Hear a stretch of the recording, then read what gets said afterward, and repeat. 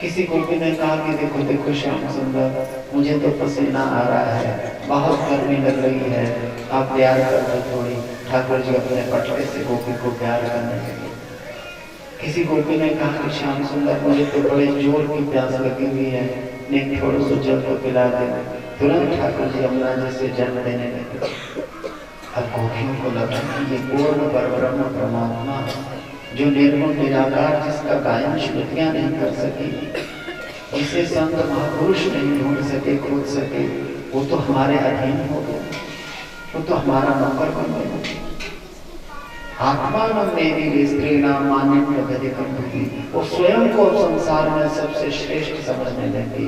ये अभिमान अंदर आ गया। तो ध्यान रखना, जो हम नित्य साधना करते हैं, नित्य भक्ति करते हैं, नित्य सेवा करते हैं, नित्य पूजा करते हैं, उसमें जितना दीर्घकाल पड़ता है हमारा, उसमें फिर जो हमारी छोटी मोटी कामना होती है ना मन में, कोई इच्छा होती है, कोई भी इच्छा मन में तुरंत वो पूरी हो जाती है, तुरंत हमारी कामना पूरी होती है। तब हम क्या बन जाते हैं? सिद्ध बन जाते हैं। हम सोचते हैं कि हम सिद्ध हो गए, हम महान हो गए, हम दिव्य हो गए। अच्छा, वो पूर्ण कौन करता है? भगवान। जैसे कि सोना ना, ये नित्य है, ये नित्य लीला, नित्य साधना की चीजें बताई जा रही है कि नित्य साधना में उस महाराज तक पहुंचने में ये चीजें बाधाएं हैं। जैसे दिया है ना, मनोकामना पूर्ण होना, मन की इच्छा पूर्ण होना। हम अपने को इसमें सिद्ध मान बैठते हैं, महान मान बैठते हैं, अपने को दिव्य मान बैठते हैं। नहीं नहीं नहीं नहीं, यहाँ से समझो जरा, गोपियों को भी अभिमान हुआ, आत्मा न स्वयं को सबसे श्रेष्ठ, हमारे से बड़ा कोई नहीं है। अरे हम तो संकल्प करते हैं, तुरंत वो चीज सामने आ जाती है। एक दिन काशी में मैं बैठा हुआ था, साधना में स्टाया। एक दिन मेरे मन में इच्छा हुई कि आज आश्रम में पनीर बनाए। मतलब सच्ची बात बता रहा हूँ, मन में इच्छा हुई कि आश्रम में पनीर बनाए। तो पैसा भी नहीं था, कुछ नहीं था। वहां पर क्या हुआ, दो माताएं आई, स्वयं मतलब वो भगवती थी साक्षात। दो माताएं आई, एक माता ने पनीर दिया, एक माता ने मटर दिया। थैली अपने ध्यान में बैठे ना, मुझे पता, उन्होंने मेरे सामने आसन पर वहां एक माता ने पनीर रखा, एक माता ने मटर रखे और वहां से चली गई। जैसे जब जा रही थी तब देखा तो दो पनियां वहां रखी, एक में पनीर था, एक में मटर। तो ये मैंने अपने मतलब साक्षात बता रहा हूँ कि साधक के जीवन में इतना सा संकल्प आया, बैठ करके कि पनीर पाना है, संतों को खिलाना है, ये भाव मानना है। पनीर भी आ गया, मटर भी आ गया, 1 मिनट नहीं लगा। तो ये चीजें हैं नित्य रास, नित्य विधान। तो इसमें हम अपने को सिद्ध बने, महान बने, ज्ञानी बने, अभिमानी बने, तो ये नहीं होना चाहिए। गए हैं, एक गोपी थोड़ी आगे गई, उसने उनके साथ किसी और के चरण चिन्ह भी देखे। बोले देखो देखो, हमारे प्रीतम के साथ ये कौन भाग्यशाली गोपी है जो इनके साथ इस समय वन विहार कर रही है। आगे चलकर कन्हैया ने एक लता से जो है पुष्पों का चयन किया, वहां से कूद करके ऊंचाई से पुष्प तोड़े हैं श्री किशोरी जी के श्रृंगार के लिए। और वहां जाकर ठाकुर जी ने किशोरी जी का श्रृंगार किया है, बड़ा सुंदर श्रृंगार। किशोरी जी जो है वो बड़ी दयालु, बड़ी कृपालु, करुणा दया की साक्षात मूर्ति है। इनकी दया इतनी है कि जिस पर ये कृपा करती है उसको वो अपने सबसे प्रिय कौन है उनकी? श्याम सुंदर। कौन है? श्याम सुंदर उसको प्राण से भी प्रिय। किशोरी जी अपने प्रीतम को उस भक्त को दे देती है। समझ रहे? किशोरी जी जो है, इनका नाम क्या है? क्या है? बरसाने वाली। क्या नाम है? बरसाने वाली बोलते हैं। क्या बरसाती है? कृष्ण भक्ति, कृष्ण कृपा।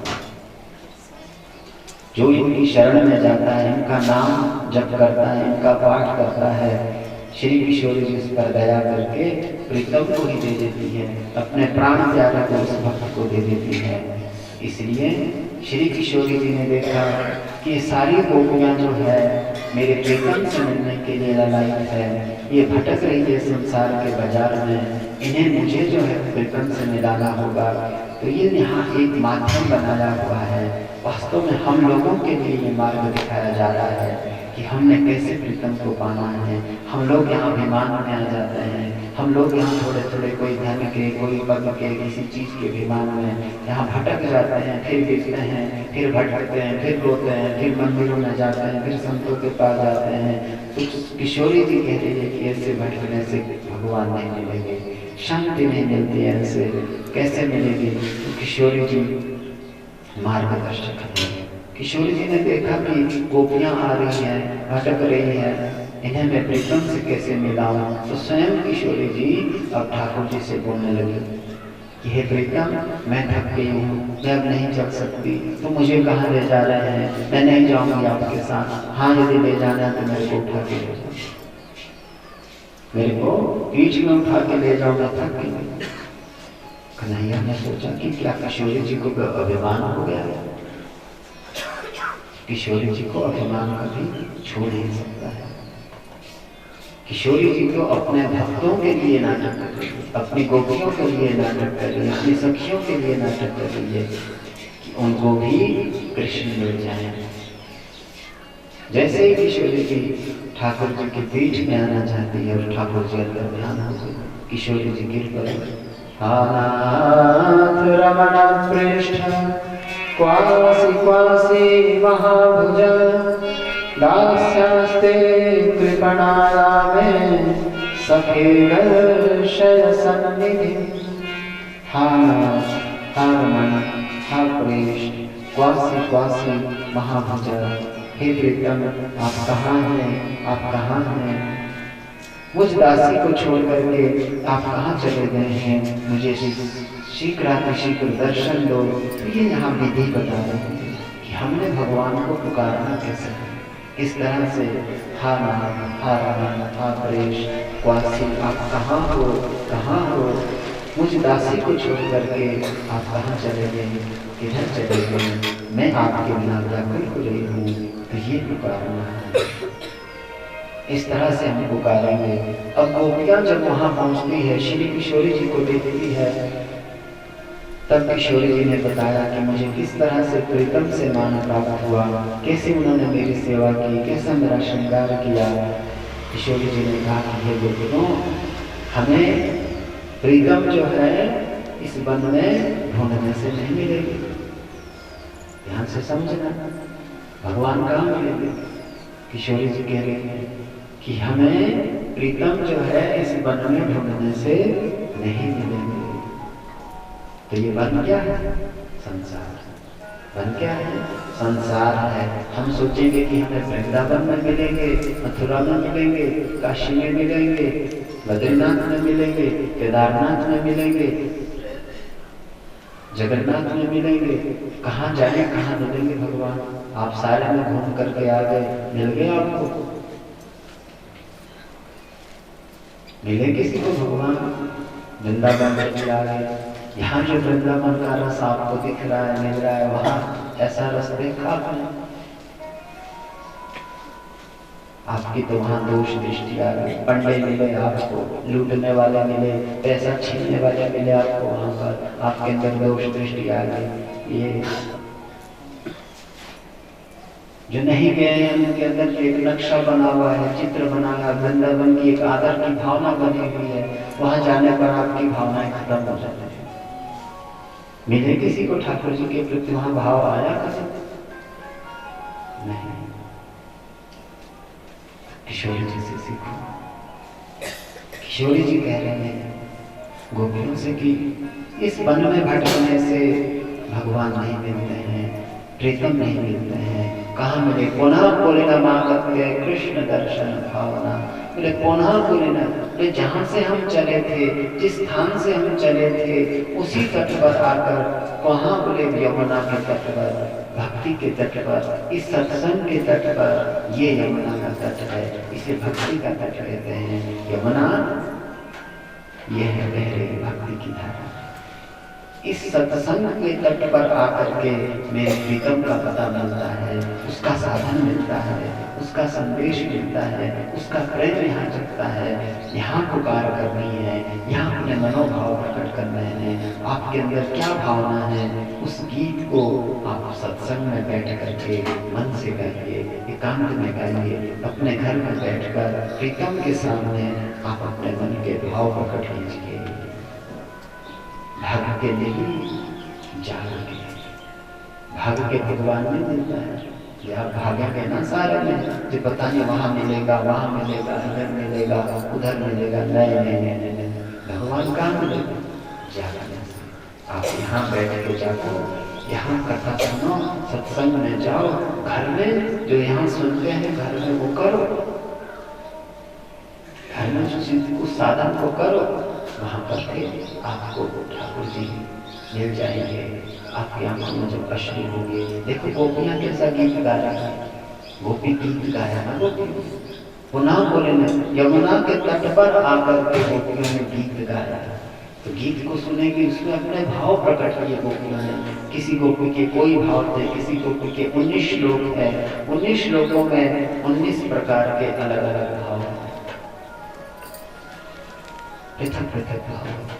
तो वो चीज देखनी है कि ऐसा हम अपना भाव अपनी भाषा में, जरूरी नहीं कि हमें तुम्हारा संस्कृत नहीं आती है, हम संस्कृत में भी गा सकते हैं। नहीं, वो तो अपना भाव चाहे आप ग्राम्य भाषा में भी बोलेंगे। घर की भाषा भगवान अच्छा और भी समझते हैं। आपने सुना ना, कथा सुनी है उसकी? कर्माबाई की कथा पता है? जब छोटी सी थी, वो कन्या थी, उसका पिता गया था कहाँ को, दूसरी जगह काम में गए थे, और उसने अपनी बेटी को कहा, छोटी सी कन्या को, कि बेटा तेने भगवान को भोग लगा लेना, कैसे भोजन तो नहीं बनेगा, तो खिचड़ी बना लेना, खिचड़ी का भोग लगा देना।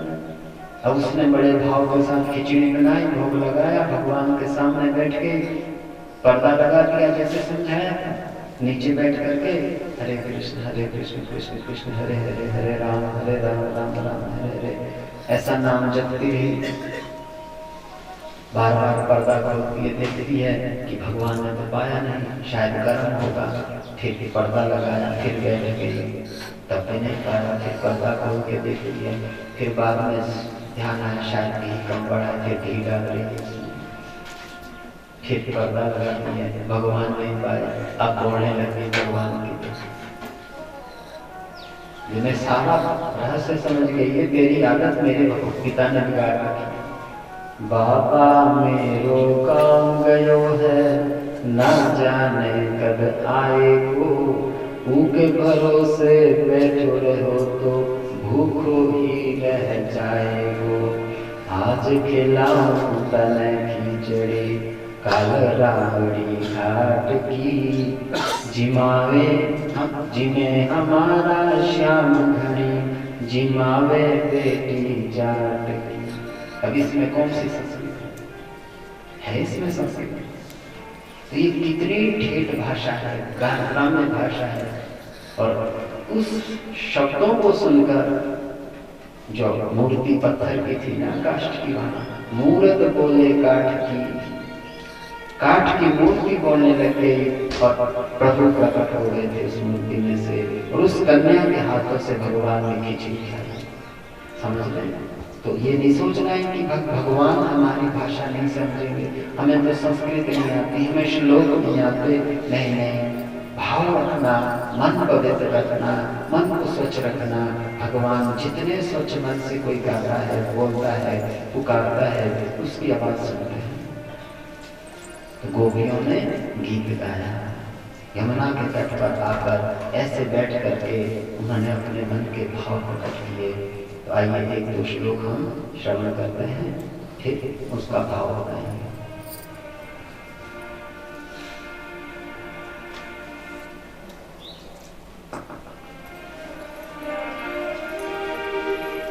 जयति तेरिकं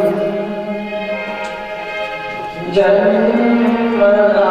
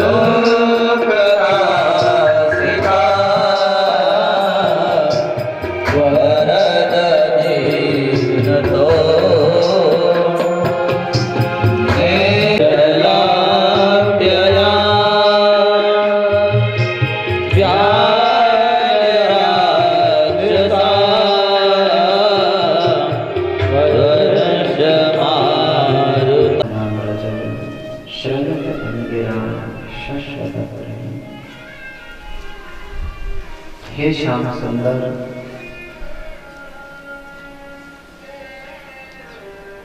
ते जन्मना अयम ब्रज अधिकम चयते।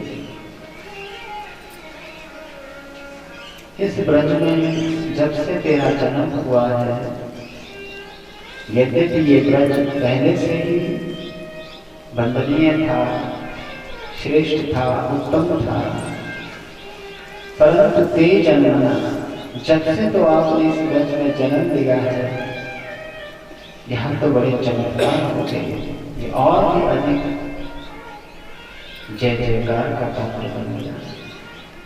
ये श्लाघनीय हो गया, प्रशंसनीय हो गया, वंदनीय हो गया। ठाकुर जी ने कहा कि हे गोपियों, ऐसी क्या विलक्षणता हुई मेरे जन्म लेने से ना, मैं जो यहाँ जन्म लिया, क्या विलक्षण चीज हुई यहाँ से। बोले गोपियां कहती है कि हे श्याम सुंदर, जिस लक्ष्मी की प्राप्ति के लिए देवता ललायित रहते हैं, ब्रह्मा जी ललायित रहते हैं, बड़े बड़े राजा जिसे प्राप्त करने के लिए ललायित रहते हैं, वो लक्ष्मी जो है शाश्वत निरंतर इंदिरा श्रेयते, यहाँ सेवा करना। श्रेयते कहते हैं सेवा करना, इंदिरा कहते हैं लक्ष्मी जी को, शाश्वत कहते हैं निरंतर, सदैव निरंतर। वो लक्ष्मी जो है इस ब्रजभूमि में, इस वृंदावन धाम में नित्य प्रति झाड़ू लगा रही है, मार्जन कर रही है, पोछा लगा रही है, सेवा कर रही है। यहाँ बैठ करके वो गली गली कुंज कुंज को झाड़ रही है कि पता नहीं कब मेरे प्रीतम कहाँ किस गली से निकलेंगे। इसलिए यहाँ पर लक्ष्मी जो है सेवा में हमने देखी गली होगी। वैकुंठ में तो लक्ष्मी की नारायण के साथ पूजा होती है, और ब्रज में लक्ष्मी जो है झाड़ू लगा रही है। ये विलक्षणता होने ते जन्मना, इस ब्रज में आपके जन्म होने से यहाँ लक्ष्मी सेवा में खड़ी हो रही है। आज भी देखेंगे ना तो वृंदावन में लक्ष्मी का प्रवेश नहीं है। जो वृंदावन धाम है ना, वहाँ लक्ष्मी का प्रवेश नहीं है। लक्ष्मी वृंदावन के यमुना पार जो है हाथ जोड़ करके खड़ी है कि कब मुझे यहाँ सेवा में प्रवेश मिलेगा, कब मुझे यहाँ वृंदावन में रास में प्रवेश मिलेगा। लक्ष्मी जी यमुना के पार है। वृंदावन में लक्ष्मी मेला लगता है बृहस्पतिवार को, तो वहाँ सब ब्रजवासी यमुना पार जाते हैं, वहां पर मेले में लक्ष्मी के दर्शन करते हैं।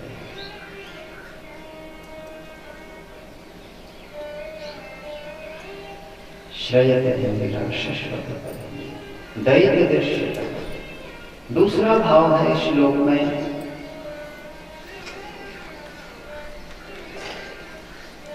कि ब्रज गोपियां ये सामान्य नहीं है। इसको अब स्वयं के ऊपर साधक लेता है, अपने ऊपर ले रहा है। अपने इस शरीर को वो क्या बता रहा है? संसार। क्या बता रहा है? संसार अथवा वृंदावन। क्या है? इस शरीर रूपी संसार में ये मन क्या है हमारा? वृंदावन। मन क्या है? शरीर संसार है हमारा।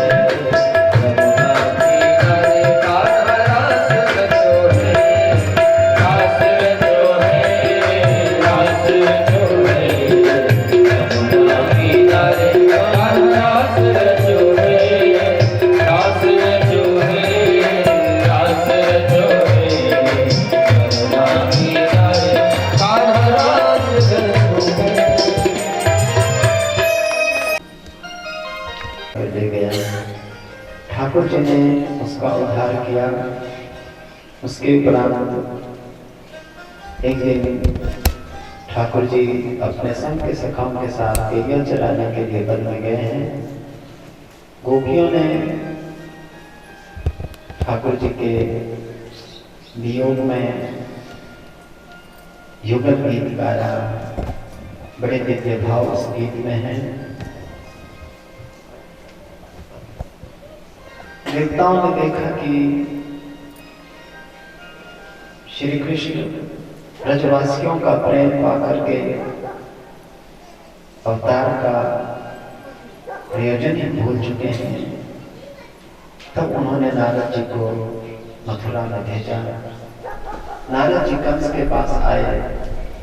कंस ने नारद जी का बड़ा स्वागत किया। बलदेव पधारे हैं।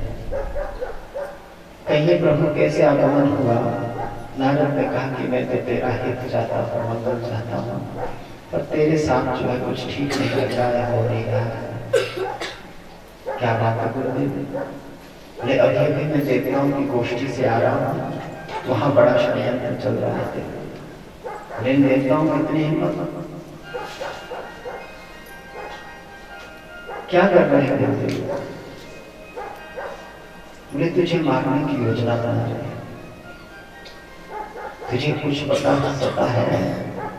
क्या? जो तेरे हाथ से कन्या आकाश में गई थी ना, वो किसकी कन्या थी? किसकी थी? बोले देवकी की थी। बोले यही तो तेरे को पता नहीं है। अभी मेरे को पता चला देवताओं की बातों से। बोले क्या पता चला? यशोदा सुतां कन्या देवक्या कृष्णमेव च रामं च रोहिणी पुत्रो वसुदेवेन विद्यता।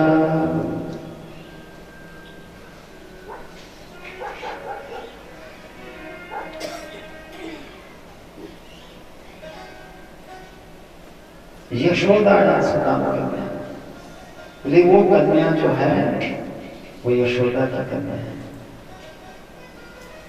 देवक्या कृष्णमेव च, यशोदा के पास जो कृष्ण है वो देवकी का पुत्र है, 8वां पुत्र। रामम च रोहिणी पुत्र, और जो वो दूसरा पुत्र वहां पर है वो भी नंद का नहीं है, वो भी वसुदेव और रोहिणी का पुत्र है। वसुदेव ने विद्यता, तुम्हारे भय के कारण वसुदेव ने दोनों पुत्रों को सुरक्षित रखने के लिए यहाँ से वहां भेज दिया और तेरे को पता भी नहीं चला। बोले गुरुदेव मेरे साथ इतना बड़ा छल, इतना बड़ा धोखा, मैं तो इस पर बड़ा विश्वास करता था, मैं अभी वसुदेव और देवी को मृत्यु दंड देता हूँ। नारद जी ने कहा कि ऐसी भूल तो बिल्कुल मत करना। यदि तूने ऐसा किया तो उधर बलराम कृष्ण को पता चल जाएगा कि कंस को तुम्हारा पता चल गया है, सत्य का ज्ञान हो गया है, फिर वो वहां से भाग जाएंगे और तेरे हाथ कभी नहीं आएंगे। फिर जो शक्तिशाली बन जाएंगे तब वो तेरे साथ युद्ध करने आएंगे। इसलिए तू कुछ ऐसी योजना कर, बलराम और कृष्ण को यहाँ पर बुला ले, यहाँ ला ले जैसे कैसे, तब उनके साथ तेरे जो करना है उनके साथ कर, इनको मार के क्या लाभ है तेरे को। मुझे गुरुदेव ये भी सही युक्ति बताया। इतना कहकर नारद जी वहां से वृंदावन की ओर गए, ठाकुर जी से मिले, कहा कि प्रभु मैंने सारा सत्य बता दिया है कंस को। बोले कोई बात नहीं, देखी जाएगी। इसी बीच में केशी नाम का दैत्य जो है घोड़ा बनकर के वृंदावन गया, वहां बड़ा उद्यम करने लगा। ठाकुर जी ने उसका उद्धार किया। आज भी परिक्रमा मार्ग में यमुना के किनारे केशी घाट जो है ना, केशी घाट, तो ये केशी नाम का दैत्य मारा था वहां ठाकुर जी ने, उसके नाम से वो घाट बन गया, केशी घाट। यहाँ पर जो है गोष्ठी होने लगी। कंस ने अपने सभी मंत्रियों को बुलाया, क्या योजना की जाए, किस तरह बलराम और कृष्ण को बुलाया जाए। तब मंत्रियों ने कहा कि महाराज अभी यहाँ शिवरात्रि की चतुर्दशी में धनुष यज्ञ हो रहा है, उस धनुष यज्ञ में बड़े बड़े राजा युवराज आ रहे हैं, क्यों ना हम उसी में समस्त ब्रजवासियों को बुलाए। बलराम कृष्ण का हमने बड़ा नाम सुना है कि वो बड़े शक्तिशाली है, उनको भी हम निमंत्रण देंगे और यहाँ बुलाएंगे। फिर उनको जो है मुख्य पीठ के ऊपर द्वार पर कुवलया पीठ हाथी को जो है सारी रात मदिरा पिलाएंगे और सुबह मुख्य द्वार पर उसके पांव के नीचे कृष्ण और बलराम को घुसलवा देंगे। इससे शत्रु भी मारा जाएगा और किसी को पता भी नहीं चलेगा। कदाचित बोले वो हाथी से बच गया तो हमारे जो ये योद्धा है मुष्टि चाणूर शल दोशल, वो लोग इसे मंत्र युद्ध में बुलाएंगे और चूहे की तरह मसल जाएगा। बोले ये बड़ी सुंदर योजना है, पर ये सिद्ध कैसे हो, कौन बुलाएगा व्रत से बलराम और कृष्ण को, कोई विश्वसनीय व्यक्ति होना चाहिए। बोले ऐसा तो हमारे पूरे राज्य में एक ही व्यक्ति है जो परम भक्त है, वो है अक्रूर जी, उनको भेजो। कंस अक्रूर के पास जाता है। अक्रूर से कंस ने कहा कि हे अक्रूर जी, यदि आपने मेरा कार्य सिद्ध किया, बलराम और कृष्ण को लेकर के आप यदि यहाँ पर आ गए तो मैं आपको धनाध्यक्ष बना दूंगा। तो समझ रहे हैं कि दुष्ट व्यक्ति जब हमें प्रलोभन देता है, सरल बनता है, सौम्य बनता है, साधारण बनता है, जो क्रूर स्वभाव वाला व्यक्ति है, यदि आपके पास मीठा बोल रहा है तो समझो कोई बहुत बड़ी घात लगाने वाला है, बहुत बड़ा कष्ट देने वाला है, दुख देने वाला है, कोई विश्वासघात करने वाला है। इसलिए सावधान रहो। कंस आज से पहले कभी अक्रूर जी से बात तक नहीं करता था, मिलता तक नहीं था। आज हाथ जोड़ करके गया हुआ है और अधिकार क्या दे रहा है, धनाध्यक्ष बना रहा है। तो समझो सत्संग से इन चीजों को कि कोई हमारे पास यदि मीठा बोल रहा है, मधुर बोल रहा है, प्रलोभन दे रहा है, धन देंगे, पद देंगे, ऐसा करेंगे, तो समझो कि कोई घात लगा रहा है, सावधान रहना। अक्रूर जी भक्त थे, वो जानते थे सब कुछ, इसलिए उन्होंने निर्लोभ चित्त से कहा कि हे महाराज आप आज्ञा कीजिए, मैं बलराम और कृष्ण को लेने जाता हूँ, उन्हें लाने का प्रयत्न करूंगा, परंतु कार्य की सिद्धि असिद्धि ये सब तो ईश्वराधीन है। क्या सफलता मिलती है, क्या नहीं मिलती है। अक्रूरोऽपि च तां रात्रिं मधुपुर्यां महावतीं उषित्वा रथमास्थाय प्रययो नन्दगोकुलम्। अक्रूरोऽपि च तां रात्रिं, उस रात्रि को अक्रूर जी जो है वहीं रुके। उषित्वा, सुबह उठ करके उषा काल में रथ पर, स्वर्ण के रथ पर बैठकर वृंदावन की ओर चलने लगे। मथुरा से वृंदावन का मार्ग वाहन से आधे घंटे का है लगभग। 8-9 किलोमीटर का रास्ता है। अब इतना से रास्ते में चलते हुए अक्रूर जी सुबह के चले और शाम को पहुंचे। इतनी देर कहाँ लगाई? वायु के वेग से चलने वाले घोड़े थे उनके पास, फिर इतनी देर क्यों हुई? तो अक्रूर जी भक्त है भगवान के।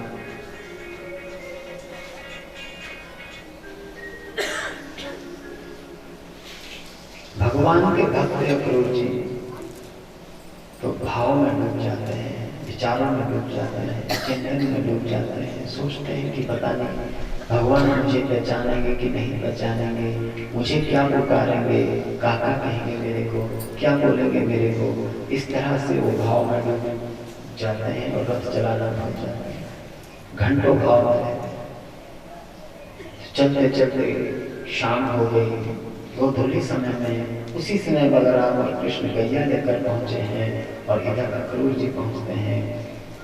बलराम और कृष्ण ने देखा कि अक्रूर जी आए हैं, दौड़ते हुए अक्रूर जी के पास पहुंचे, प्रणाम किया अक्रूर जी को। काका जी प्रणाम आपको। हाथ पकड़ लिए, एक तरफ से बलराम ने, एक तरफ से ठाकुर जी ने, और भीतर ले गए। चलो चलो काका जी, हम आपको अंदर ले जाते हैं। अभी बाबा तो गैयाओं को बांध के गैयाओं को देखेंगे, हम आपको भीतर ले जाते हैं। जैसा जैसा अक्रूर जी ने सोचा था, ठाकुर जी वैसे ही लीला कर रहे हैं उनके साथ। भीतर पलक पर बैठाया बढ़िया से। स्वयं ठाकुर जी जल लेंगे, हाथ में जल लेकर के, लो काका जी जल पी लो, आप यात्रा करके आए, थके हैं। और स्वयं चरणों के पास बैठ के ठाकुर जी और अक्रूर जी के पाँव दबाने लगे। आप थके होंगे काका जी, मैं आपके पाँव दबाता हूँ। अक्रूर जी के आंखों से अश्रु निकलने लगे कि देखो भगवान इतने सरल होते हैं, जो मैंने सोचा भी नहीं था उससे भी कहीं अधिक मान सम्मान मुझे ठाकुर जी से मिल रहा है, भगवान से मिल रहा है। रात्रि में अक्रूर जी ने प्रसाद पाया। प्रसाद पाने के उपरांत नंद बाबा ने कहा कि हे अक्रूर जी, जिस राज्य का राजा अपनी बहन के पुत्रों को, संतानों को मार सकता है, वहां की प्रजा की क्या दशा होगी, क्या स्थिति होगी, क्या अवस्था होगी। इसके तो पूछने की कोई बात ही नहीं है कि प्रजा को शक्ति नहीं है। फिर भी आप अपने आगमन का कारण बताएं कि आप यहाँ क्यों आए हैं, किस उद्देश्य से आए हैं। अक्रूर जी ने कहा कि हमारे धनुष यज्ञ हो रहा है, उस यज्ञ के लिए जो है समस्त ब्रजवासियों को निमंत्रण दिया गया है, और विशेष करके बलराम और कृष्ण के लिए ये स्वर्ण रथ भेजा है राजा ने, और मुझे आज्ञा है कि मैं स्वयं बलराम और कृष्ण को इस पर बैठा करके दर्शन के लिए ले जाऊं मथुरा। अब ये चर्चा पूरे ब्रज में फैल गई कि बलराम और कृष्ण को लेने के लिए अक्रूर आए हैं और बलराम कृष्ण जो है मथुरा जा रहे हैं। कन्हैया के सखा रात्रि में जा रहे, बाबा बाबा हमने सुना है कि कन्हैया भैया मथुरा जा रहे हैं। हाँ लाला, कन्हैया जो है मथुरा जा रहे हैं। और कन्हैया और बलराम हम मथुरा जाएंगे। सखाओं ने कहा कि बाबा आप तो बड़े हैं, बूढ़े हैं, बड़े बूढ़ों के साथ रहोगे, कन्हैया हमारे बिना वहां कैसे रहेगा, किसके साथ रहेगा, खेलेगी किसके साथ खेलेगा। इसलिए हम भी कन्हैया भैया के साथ मथुरा चलेंगे। भले हमारा कन्हैया जो है रथ में जाएंगे, हम कन्हैया के पीछे पीछे दौड़ते हुए जाएंगे। बाबा ने कहा कि देखो भैया, तुम्हारी इच्छा है तो मैं मना नहीं कर सकता, पर इसके लिए तुम अब अपने घरों में पूछना पहले। सब अब अपने घर में गए, पूछा, सबको अनुमति मिली, क्योंकि कन्हैया के साथ जाने के लिए भला कौन मना करेगा। अब मैया ने कहा कि क्या नहर आप सच में मथुरा जाओ? नंद बाबा ने कहा कि हाँ नहर जाना तो पड़ेगा, क्योंकि राजा क्या है, राजा ने बुलाया है और बलराम और कृष्ण के लिए ये स्वर्ण रथ भेजा हुआ है, वहां जाना तो आवश्यक है।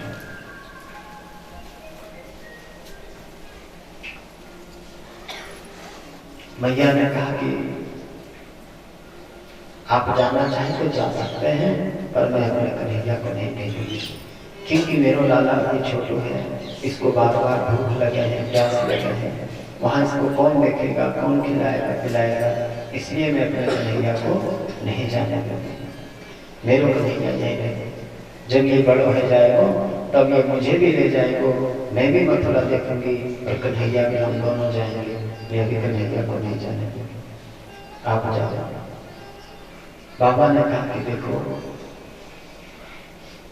यदि हमने थोड़ी भी कोई भूल की और कंस को क्रोध आ गया, हमारे कारण सारे ब्रजवासियों को दुख झेलना पड़ेगा, इसलिए हमें बड़े सोच विचार से विवेक के साथ काम करना चाहिए।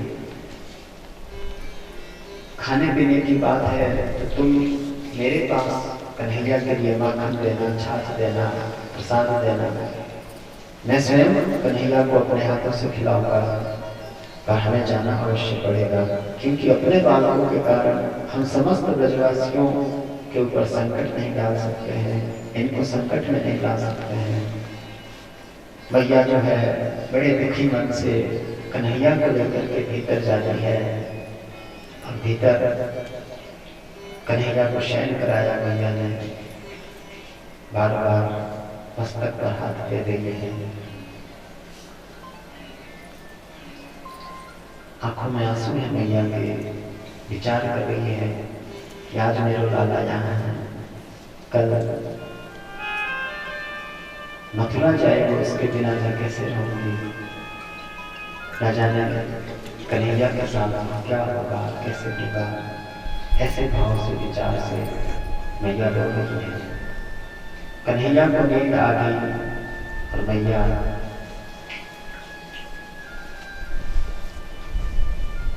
स्तंभ के पास बैठ करके ठाकुर जी के लिए रो रही है। अब जब अचानक कन्हैया की नींद खुली, देखा मैया रो रही थी, फिर जाकर के ठाकुर जी ने मैया के प्रश्न पूछे, कहा कि मैया तो क्यों रोती है, किस लिए रोती है?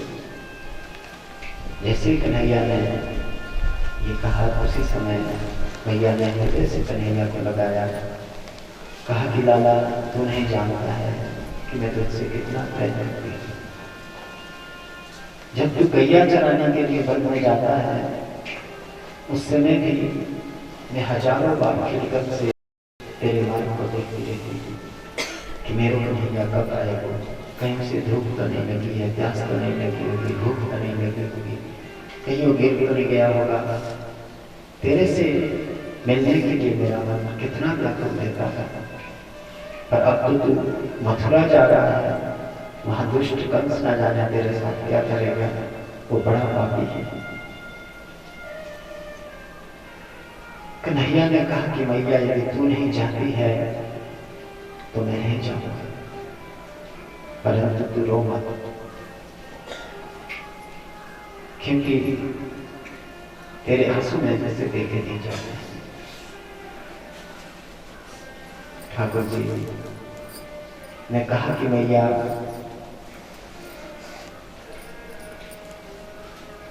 यदि तेरी आज्ञा होगी तो मैं केवल एक दिन के लिए जाऊंगा। जितना प्रेम मैया तो मेरे से करे हैं, उतना ही प्रेम सारे ब्रजवासी मेरे से करते हैं। तो मैं नहीं चाहता कि मेरे कारण से सारे ब्रजवासियों को दुख हो, संकट हो, विपत्ति हो, किसी तरह की आपत्ति इनके ऊपर आ नहीं चाहता। इसलिए मैं एक दिन के लिए जाना चाहता हूँ, यदि आज्ञा करें। मैया ने कहा कि कन्हैया मेरे लिए तो एक तरफ खाई है, दूसरी तरफ कुआं, तुझे वहां भेजती हूँ तो वहां भी सुरक्षित नहीं पाऊंगी, और यहाँ रखती हूँ तो यहाँ भी मुझे भय है कि वो कुछ अनिष्ट ना करे, अनर्थ ना करे। अब तेरी इच्छा लाला, तू जो करना चाहे सो कर। भैया ने पुनः शयन कराया कन्हैया को, और फिर जो है स्वयं ठाकुर जी के लिए प्रसाद बनाने लगे भैया। सुबह हुई,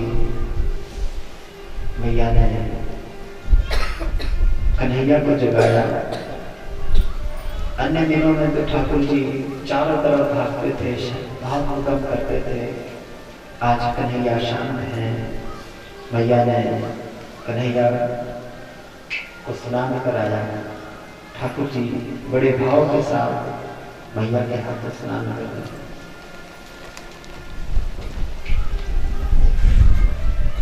भैया की आंखों में भी अश्रु है और ठाकुर जी की आंखों में भी अश्रु है।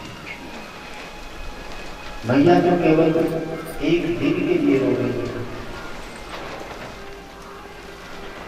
कि आज मैं कन्हैया के बिना कैसे रहूं, और कन्हैया पूरे जीवन के लिए रो रहे कि आज के बाद ऐसी ममता करने वाली, ऐसा प्रेम करने वाली, इस तरह से गोद में बैठा कर माखन खिलाने वाला भैया मुझे कहीं नहीं मिलेगी। इसलिए ठाकुर जी भैया की अंतिम ममता को अपनी यादगार बनाना चाहता कि ये मुझे पूरे जीवन में याद रहे कि किस तरह भैया ने मुझे विदा किया, कितना मान दिया, कैसे मेरा स्नान किया, कैसे मेरा श्रृंगार किया।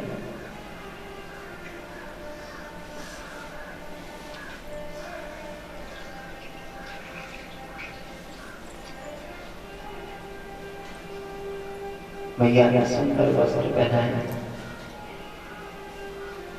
श्रृंगार किया, मोर मुकुट लगाया और अपने हाथों से भैया ने दूध पान कराया, माखन खिलाया कन्हैया को, साथ में रो रही। अब कन्हैया वहां से जब बाहर आते हैं, बाहर देखते हैं तो सारे ब्रजवासियों की आंखों में आंसू है, सारी गैयाओं की आंखों में आंसू है। मोर रो रहे हैं, हिरण रो रहे हैं, हाथी रो रहे हैं, वृक्षों से अश्रु गिर रहे हैं, क्योंकि वृंदावन में कोई भी चाहे जड़ है चाहे चेतन है, वहां पूरी वृंदावन की प्रकृति जो है वो भक्तों की है। वहां वृक्ष भी बड़े बड़े संत हैं, बड़े बड़े भक्त हैं, वहां पशु भी बड़े बड़े संत, बड़े बड़े ऋषि मुनि इस तरह से वृंदावन में सेवन कर रहे हैं। तो आज ठाकुर जी के वियोग में पूरा वृंदावन रो रहा है, पूरा वृंदावन रो रहा है। गोपियों की दशा बड़ी विचित्र है। श्री किशोरी जी ने जब से सुना है, बार बार चेत हो जाती है। ठाकुर जी किशोरी जी के पास गए, कहा कि हे प्रिय, अब मैं जा रहा हूं।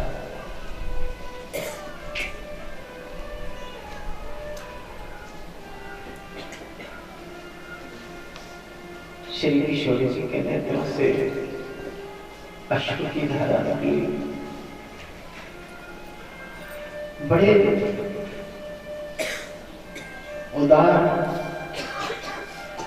उदास मन से कहा कि हे वृंद, क्या ये सुनने के लिए मैंने आपसे प्रीति की थी?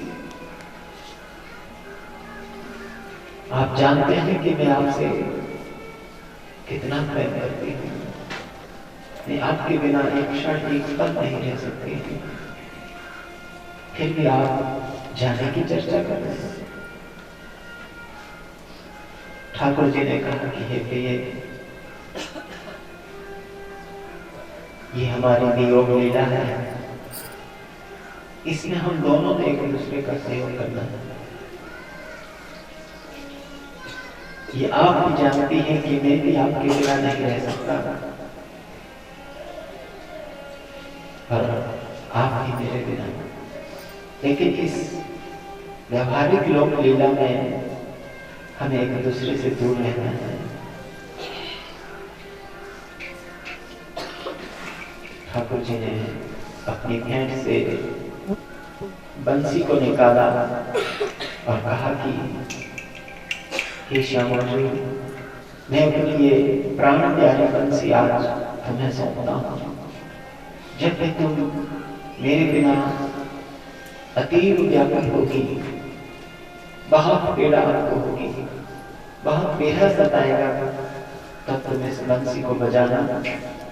मैं जहां भी रहूं, जिस भी अवस्था में स्थिति में रहूं, वहां से दौड़ा दौड़ा मैं तुम्हारे पास चला हूं।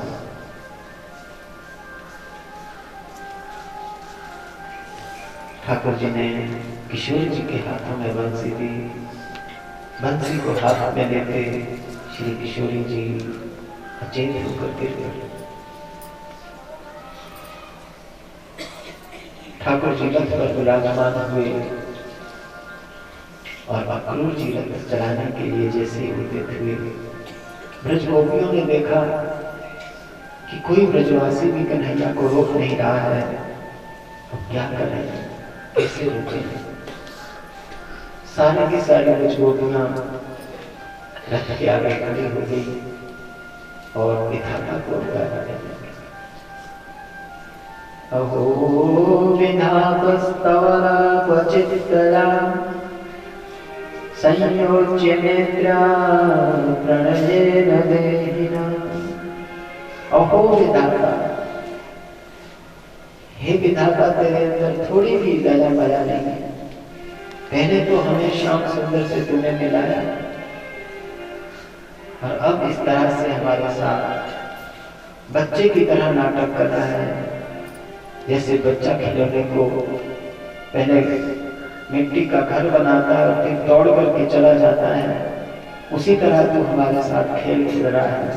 पहले तो हमारा संबंध बनाया ठाकुर जी से और हमारे से दूर कर रहा है। तेरे अंदर लेश मात्र भी कोई दया दया नहीं है। सारी ब्रज गोपियां रथ के आगे बैठ गई। यदि हमारे प्रीतम नहीं रहेंगे तो हम भी किसके लिए जिएंगे?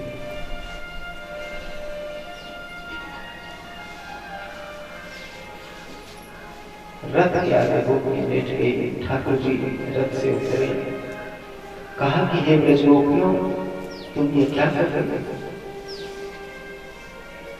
तुम्हारी और हमारी प्रीति में किसी प्रकार की कोई कामना नहीं है, स्वार्थ नहीं है।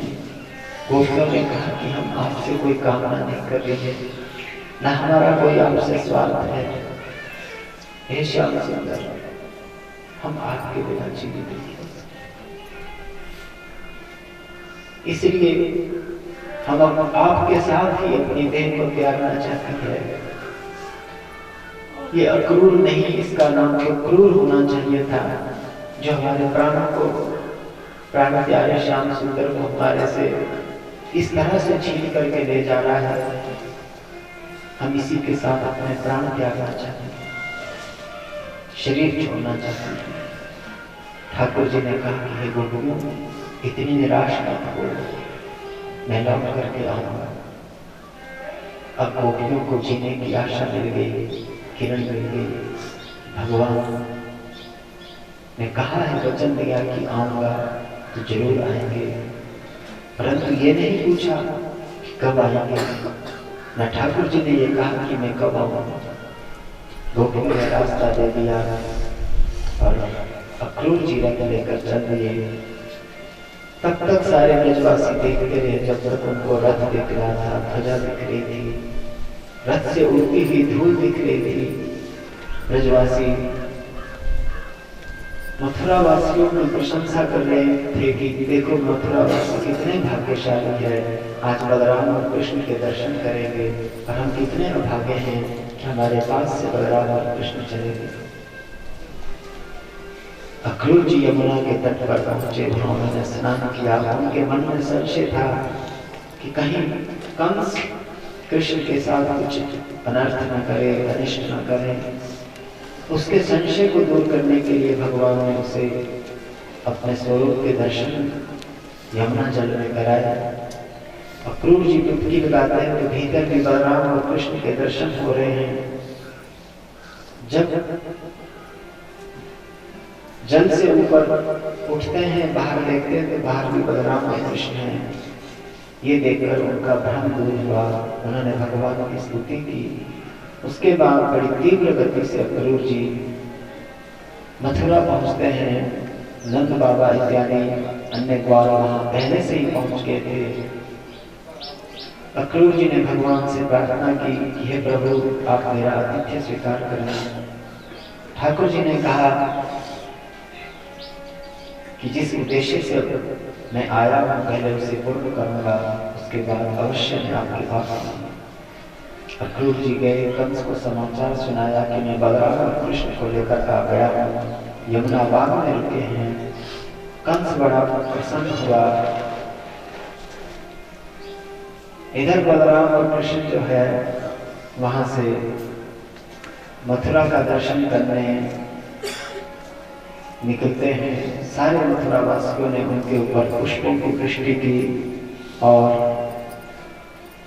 मार्ग में उन्हें धोबी मिलता है। धोबी से कन्हैया ने वस्त्र मांगे, जब उसने नहीं दिए ठाकुर जी ने उसे दंडित किया और उससे वस्त्र छीने, अपने सखाओं को वस्त्र दिए। दर्जी ने उनके नाम के वो वस्त्र बनाए। आगे चल करके माली ने भगवान को माल्यार्पण किया। ठाकुर जी ने उसे भक्ति का वरदान दिया। कुब्जा मार्ग में मिली। कुब्जा ने अंगराग जो है ठाकुर जी को लगाया। भगवान ने उसका कुपड़ ठीक किया और उसको भी आतिथ्य सेवा का वचन दिया।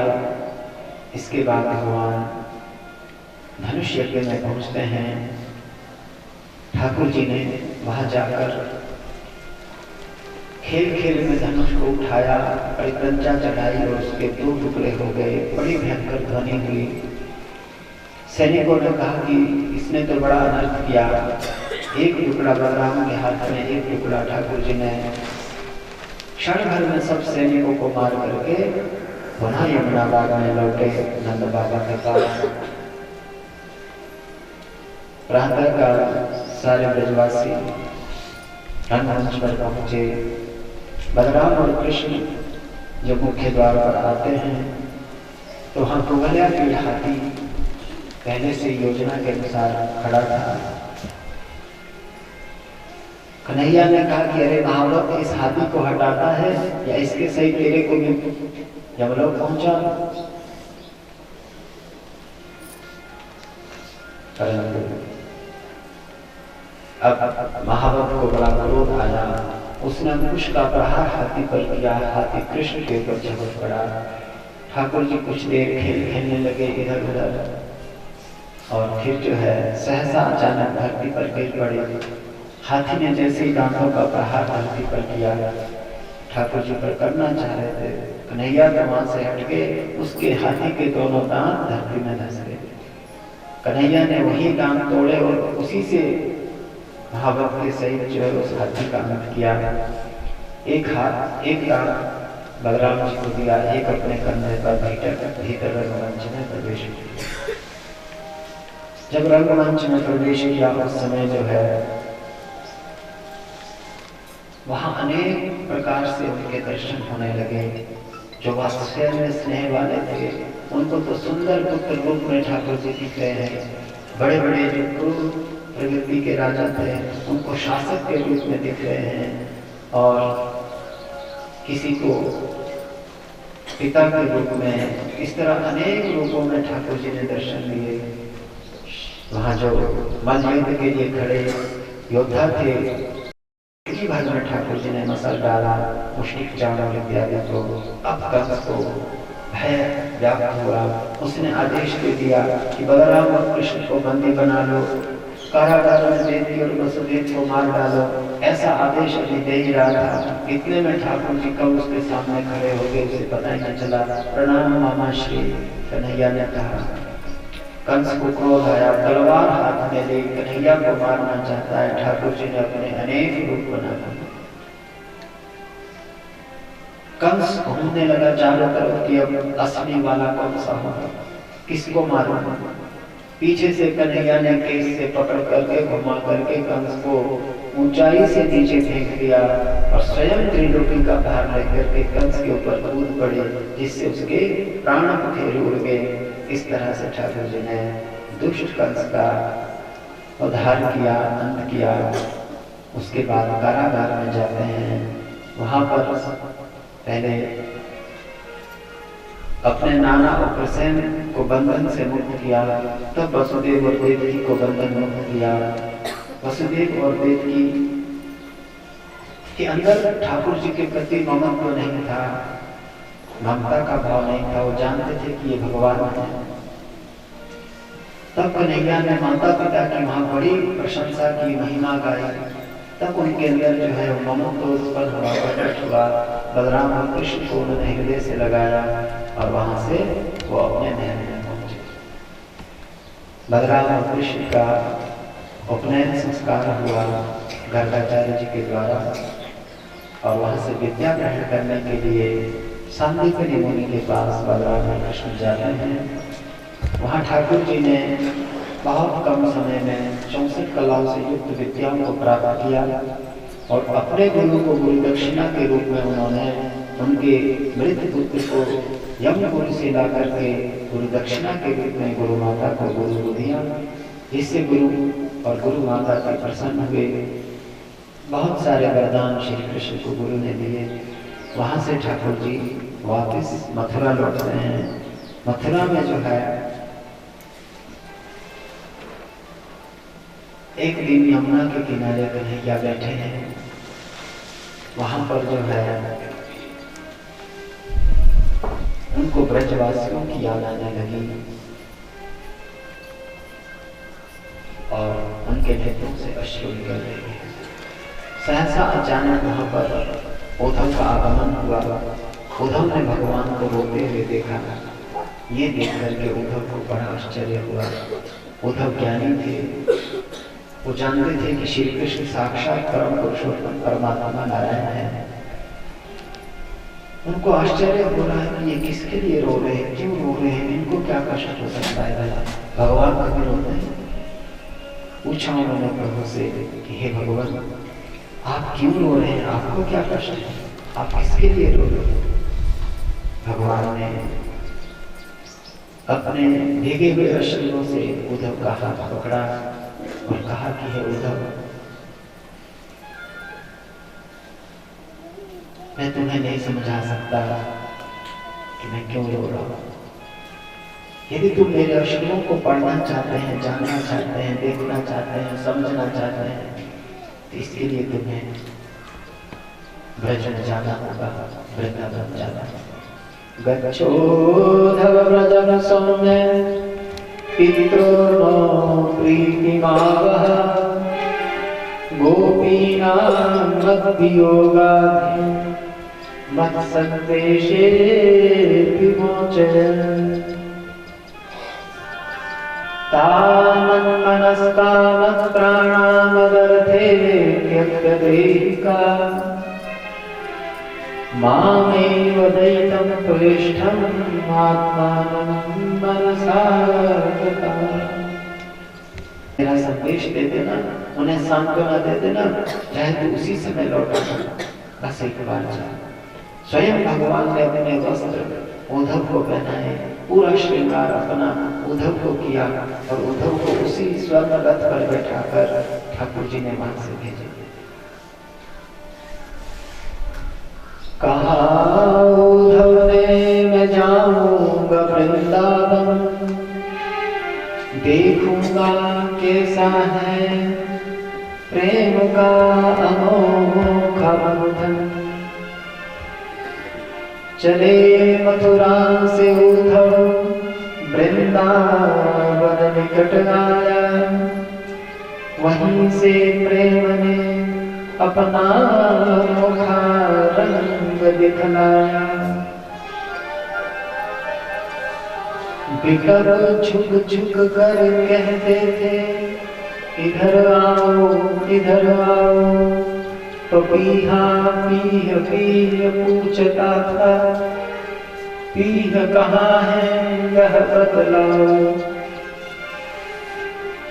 नदी यमुना की धारा शब्द हरि हरि का सुनाती थी, भ्रमर गुंजार से भी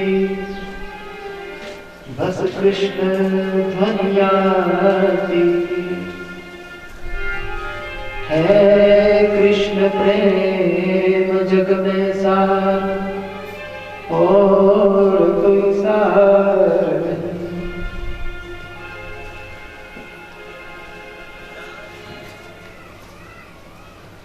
उद्धव को बड़ा अभिमान था, क्या कि मैं देखता हूं ऐसा कैसा मोह का बंधन है, प्रेम का बंधन है, अनुराग का बंधन है। मैं ऐसा ज्ञान दूंगा, ऐसा ज्ञान सुनाऊंगा, सबके मोह को दूर कर दूंगा।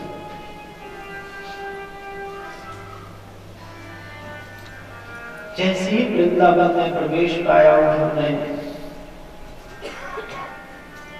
उसको आवाज सुनाई दी, इधर आओ इधर आओ इधर आओ। उद्धव को आश्चर्य हुआ कि मुझे कौन पुकार रहा है, कोई दिख नहीं रहा।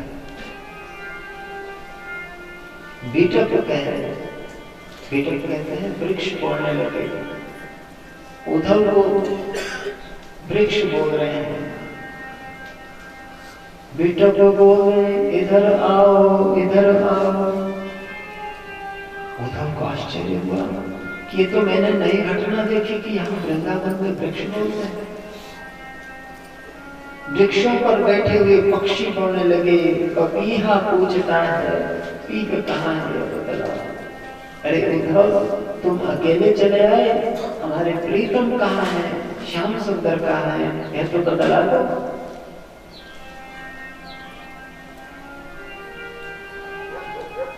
वहां से थोड़े आगे उद्धव चल रहे हैं, आगे यमुना नदी आती है।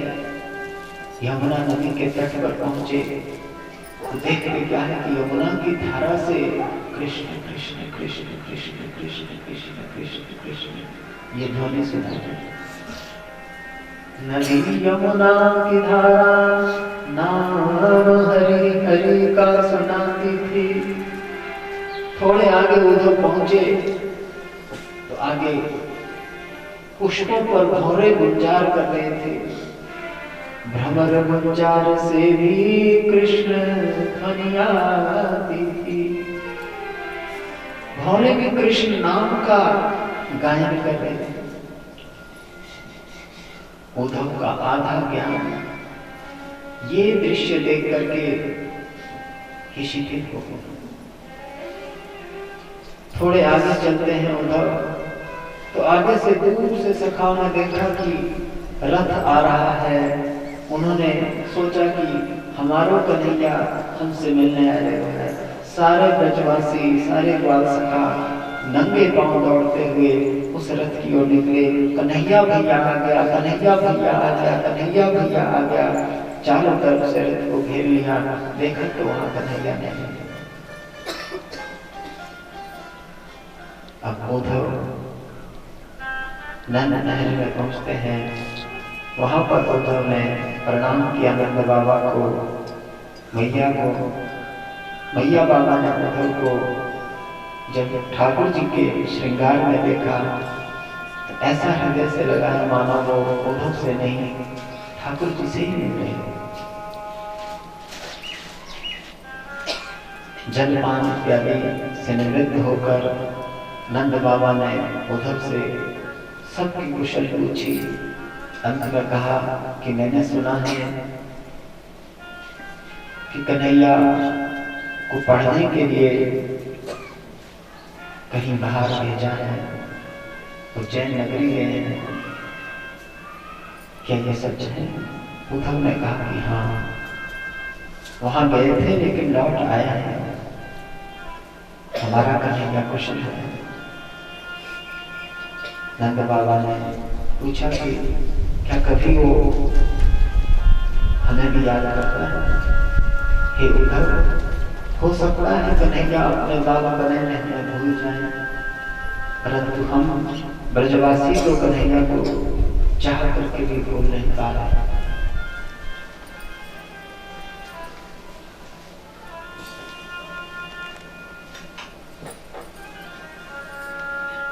यदि हम भूलना भी चाहें, उसने यहाँ ऐसी ऐसी लीलाएं की है कि वो लीलाएं हमें बार बार उसका स्मरण कराती है। तो यहाँ ऐसी चर्चा हुई है कि जिसको वाणी से कथन नहीं कर सकते। सारी रात उद्धव नंद बाबा और मैया को समझाता है कि जिसके लिए तुम इतना वियोग कर रहे हो, जिसे तुम अपना पुत्र समझ रहे हो, वो तो नारायण है, जगत पिता है, जगदीश्वर है, जगत स्वामी है, सबका पिता है, वो तुम्हारा पुत्र नहीं है। नंद बाबा ने कहा कि उद्धव, मैंने सुना था तुम ज्ञानी हो, मुझे तो ऐसा प्रतीत हो रहा है कि तुम सबसे बड़े अनाड़ी हो, मूढ़ हो, अज्ञानी हो। अरे उद्धव, सामान्य किसी का पुत्र यदि मूर्ख भी है, चोर भी है, डाकू भी है, चाहे वो कैसा भी अज्ञानी है, यदि वो भी माता पिता की आंखों से दूर होता है, उसके लिए भी उसके माता पिता रोते हैं, तड़पते हैं। और तुम खुद कह रहे हो कि श्री कृष्ण नारायण, अरे जिनका नारायण जैसा पुत्र हो, श्री कृष्ण जैसा बेटा, जिसका लालन पालन किया हो, जिससे प्रेम किया हो, जिसको अपनी आत्मा से अधिक माना हो, जिसके आंखों से वो ओझल हो जाए, दूर हो जाए, तो उनकी क्या दशा होगी ये तुम नहीं समझ सकते।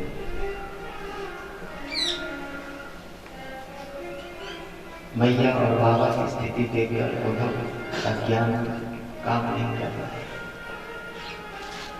सारी रात चर्चा होती रही, उद्धव का ज्ञान शिथिल होता गया।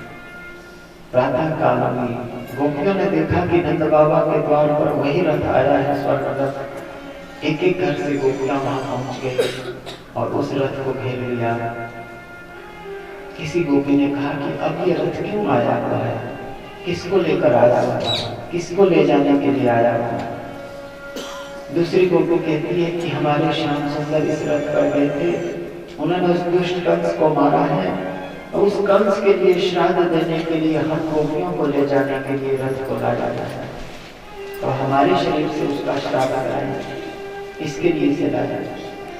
ऐसे विचित्र भाव गोपियों के इतने में भीतर से उद्धव आते हैं।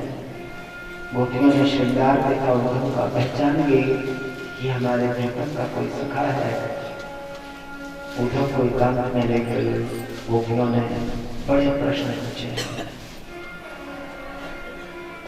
उनके प्रश्न सुनकर उद्धव के पास कोई उत्तर नहीं है। हाथ पकड़ा उद्धव का, निकुंज में ले गए उद्धव को गोपियां, जहां पर श्री किशोरी जी एकांत में बैठी है और किसी भी कृष्ण वस्तु को देखती है, उसके साथ वार्तालाप करने लग जाती है, उसे कृष्ण समझ करके उसके साथ चर्चा करने लगती है। अभी भी वहां एक भौरा आया है और भौरा किशोरी जी के चरणों में इस तरह से बार बार गुनगुना रहा है, घूम रहा है। अब किशोरी जी कह रही है, मधुप की तब बंधो मांस स्पृशाना किया। हे मधु, हे भौरे, मांस स्पृशाना, तू मेरे चरणों को मत छू, मैं जानती हूँ तू उस कीटो कपटी का सखा है, मित्र है, उसने तुझे मुझे मनाने के लिए, उसने तुझे मेरे पास भेजा हुआ है। इस तरह से वो मेरे को मनाता रहता था पहले, उसने मेरे साथ बड़ा धोखा किया है। ऐसे से मना करके इस तरह से मुझे उसने जो है धोखे में लाया। अब मैं कुछ नहीं सुनूंगी, अब उसकी अनुनय विनय, उसकी प्रार्थना को मैं स्वीकार नहीं करूंगी। तू चाहे कितना भी झुक ले, कितना भी गिर ले, कितने भी मेरे चरणों को पकड़ ले, अब मैं उसकी प्रार्थना स्वीकार करने वाली नहीं। तो यहाँ से चला जा, लौट जा।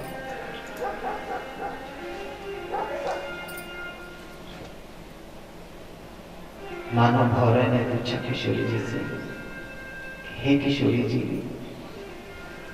जब आप उनकी चर्चा सुनना नहीं चाहते हैं, उनके बारे में,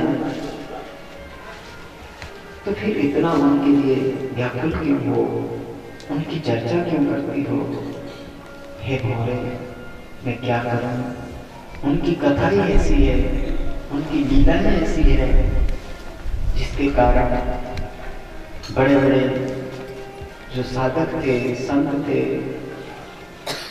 उनकी कथा सुन करके, लीलाएं सुन करके, जिन्होंने गृह त्याग किया, जिनके पास सारी सुविधा थी, सब कुछ था, घर था, बार था, माता थे, पिता थे, परिवार था, इनकी कथा का ऐसा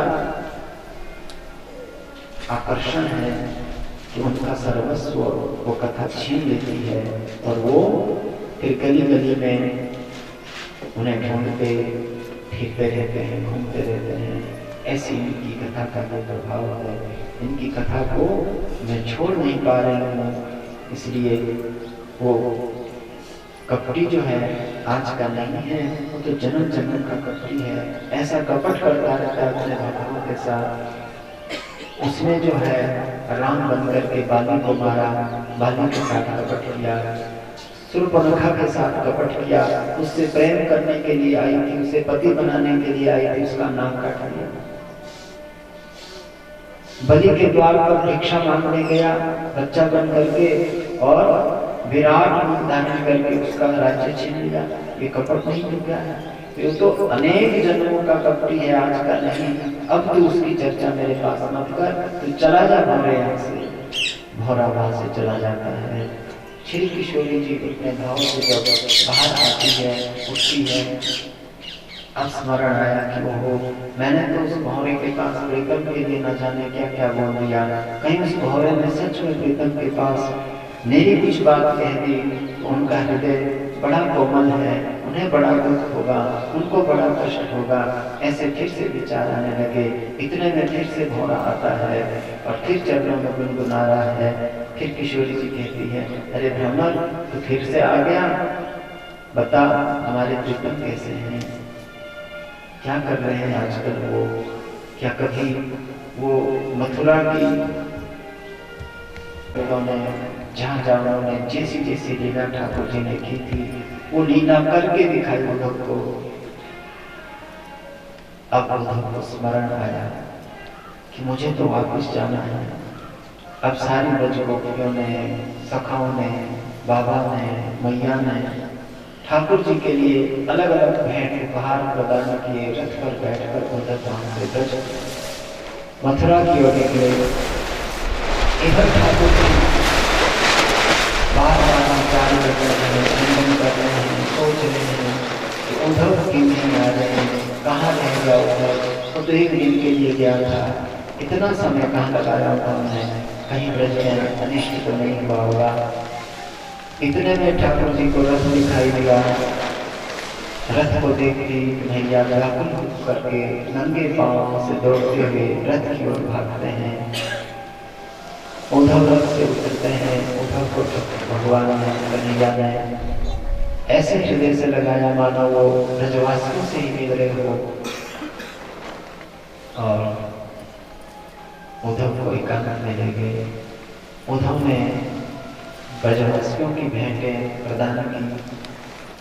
ठाकुर जी ने जब वो भेंट देखी, देख करके उनके आंखों में अश्रु आने लगे। उद्धव ने कहा कि बंद करो ये रोना, ये झूठे अश्रु बहाना बंद करो। मैंने तो सुना था, सोचा था, समझा था, देखा था कि भगवान के अंदर बड़ी दया होती है, बड़ी कृपा होती है, बड़ी करुणा होती है, वो बहुत जल्दी पिघल जाता है। पर आपके अंदर तो मैंने बड़ी कठोरता देखी, आपके अंदर तो लेश मात्र भी दया नहीं, करुणा नहीं। आपको पता नहीं है कि आपके वियोग में मैया की क्या दशा है, बाबा की क्या दशा है, ग्वालों की क्या दशा है, गोपियों की क्या दशा है, और आपकी जो बहनें श्री राधा है उनकी दशा तो अवर्णनीय है। वो तो किसी कृष्ण वस्तु को भी देखती है, उसमें भी कृष्ण को तुम्हें मांगती है, तुम्हें समझती है, ऐसी स्थिति है। और उन्हें छोड़कर के तुम यहाँ रह ले। भगवान ने कहा कि उद्धव, तुमने प्रश्न किया था मेरे से कि मैं क्यों रो रहा हूं। यदि मैं उस समय तुम्हें समझाने की कोशिश करता तुम नहीं समझ पाते, इसीलिए मैंने तुम्हें अपने प्रेमियों का संग करने के लिए यहाँ से वृंदावन भेजा। अब तुम्हें मैं अपने हृदय की हर बात बता सकता हूँ, हर पीड़ा बता सकता हूँ, हर ऊपर होता है। बोलिए भागवत भगवान की जय हो। अस्ति प्राप्तिश्च कंसस्य महिष्यो भरतर्षभ मृते भरतरे दुःखार्ते ईयतु स्म पितुर्गृह्यम्। अस्ति और प्राप्ति नाम की दो कन्याएं जरासंध की पुत्रियां थी, जो कंस की पत्नियां। कंस की मृत्यु के बाद वो अपने पिता के यहाँ पहुंची। उनको वैकल्पिक भाव में देख करके, भेष में देख करके जरासंध को बड़ा क्रोध आया कि तुम लोगों ने ये क्या भेष बना रखा है। उन्होंने कहा कि पिताश्री, हमने खुशी से नहीं, आपके जामाता की मृत्यु हो गई है इसलिए हमने ऐसा भेष बनाया हुआ है। तो किसने मारा? बोले श्री कृष्ण ने आपके जामाता को मार दिया। बोले इसकी इतनी हिम्मत, मैं जो हूँ पूरे यदुवंश का विनाश कर दूंगा। जरासंध ने ये संकल्प दिया और 17 बार मथुरा के ऊपर आक्रमण किया, 17 बार परास्त हुआ। 18वीं बार आने के पूर्व जो है नारद जी के द्वारा प्रेरित कालियवध युद्ध की इच्छा से भगवान के पास आता है। श्री कृष्ण ने देखा कि अब मथुरा पर बड़ा संकट आ गया है, इधर कालियवध ने चारों ओर से मथुरा को घेर लिया है, हो ना हो आज या कल में जरासंध भी आता होगा, तो एक साथ में दो के साथ युद्ध कैसा करेंगे। मथुरावासी और संकट है, क्या किया जाए। तब भगवान ने विश्वकर्मा को बुलाया और बीच सागर में द्वारिका का निर्माण किया। 100 योजन बड़ी द्वारिका का निर्माण किया। रातों रात सोए हुए समस्त मथुरावासियों को वहां से द्वारिका पहुंचाया। केवल बलराम और कृष्ण मथुरा में रहे। मुख्य द्वार से ठाकुर जी जब निकले, जैसा जैसा स्वरूप नारद जी ने बताया था, बिल्कुल वैसा ही स्वरूप जो है उन्होंने श्री कृष्ण का पाया। लेकिन आश्चर्य हुआ कि इसके पास कोई अस्त्र शस्त्र नहीं है, मेरे से युद्ध कैसे करेगा। ठाकुर जी कालियवध के रथ के सामने से पैदल आकर निकलने लगे। कालियवध उतर करके भगवान जी के पीछे पीछे चलने लगा। ठाकुर जी ने अपनी गति बढ़ा ली। कालियवध की गति, भगवान दौड़ने लगे। कालियवध भी दौड़ने लगा। दौड़ते दौड़ते भगवान मुचुकुंद गुफा में पहुंचे, जहाँ मुचुकुंद सोया हुआ था। देवताओं ने वरदान दिया था उसे सोने का। उसने कहा था कि कोई मेरी निद्रा भंग न करे, तो देवताओं ने कहा था कि जो भी तेरी निद्रा भंग करेगा वो मृत्यु को प्राप्त होगा। तो ठाकुर जी इस रहस्य को जानते थे, तो वहां पर मुचुकुंद गुफा में कन्हैया के भीतर गुफा में चले गए और अपना पीताम्बर मुचुकुंद के ऊपर डाल दिया। कन्हैया जब कालियवध पहुंचा, उसने देखा कि अरे यहाँ सो रहा है पीताम्बर और उसके पांव का प्रहार करता है मुचुकुंद को, और मुचुकुंद की नींद खुल गई। जैसे ही दृष्टि पड़ी, कालियवध भस्म हो गया। तब मुचकुंद ने भगवान की स्तुति की। भगवान ने मुचकुंद को वहां से बद्रीवन की ओर जाने का आदेश दिया। मुचकुंद बद्रीवन की ओर गए। भगवान वापस लौटते हैं मथुरा में। फिर वहां देखते हैं